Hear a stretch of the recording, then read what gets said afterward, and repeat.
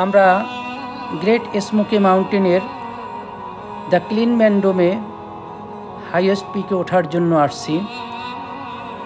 গতকালকে ওয়েদার প্রচণ্ড খারাপ ছিল, আমাদের গতকালকে আসার কথা ছিল, কিন্তু ওয়েদার খারাপের জন্য আমরা আসতে পারি নাই।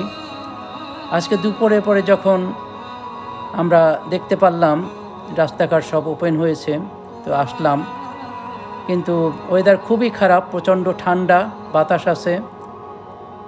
এই মুহূর্তে আমরা মেঘের ভিতরে আছি। সাধারণত ক্লিনম্যান ডোমের উপর থেকে ওয়েদার খুব ভালো থাকলে, সানি ডে থাকলে অপূর্ব সুন্দর দৃশ্য পাহাড়ের দেখা যায়, যা থেকে আমরা 3টা স্টেটের নর্থ ক্যারোলিনা, জর্জিয়া এবং টেনেসির সমস্ত পাহাড়ের চূড়াগুলো দেখতে পারি। কিন্তু আজকে আমরা সর্বোচ্চ 5 থেকে 10 ফিট আমাদের সামনে থেকে দেখতে পারতেছি,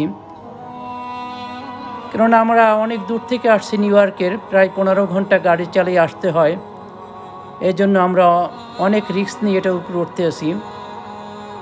পার্কিং লট থেকে সাধারণত আধা মাইল দূর এই ক্লিনম্যান ডোমের ওঠার জন্য আমাদের সময় লাগে সর্বোচ্চ 15 থেকে 20 মিনিট, কিন্তু আজকে 30 থেকে 40 মিনিট লাগতেছে, যেহেতু স্নো স্লিপারি রোড। অনেক লোকই আসে পার্কিং লটে গাড়ি নিয়ে আসে, তারা অনেকে চেষ্টা করেনি, কিন্তু আমরা দুজনে চেষ্টা করে উপরের দিকে উঠলাম এই মুহূর্তে। অবশ্য ফাইনালি আমরা ক্লিনম্যান ডোমে উঠতেছি।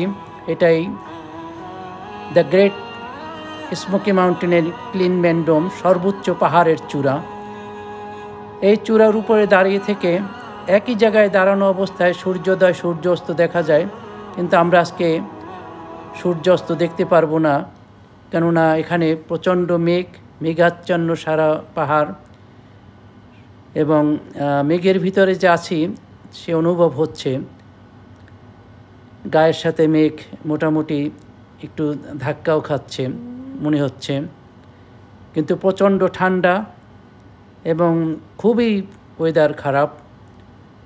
যাই হোক, আল্লাহর কাছে লাখ লাখ শুকরিয়া যে আমরা এখানে আসতে পারছি,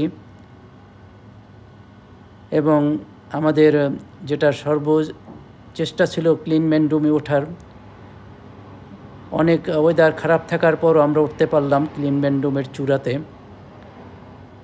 এখান থেকে যদি ওয়েদার ভালো থাকতো তাহলে খুবই সুন্দর দৃশ্য দেখতে পারতাম।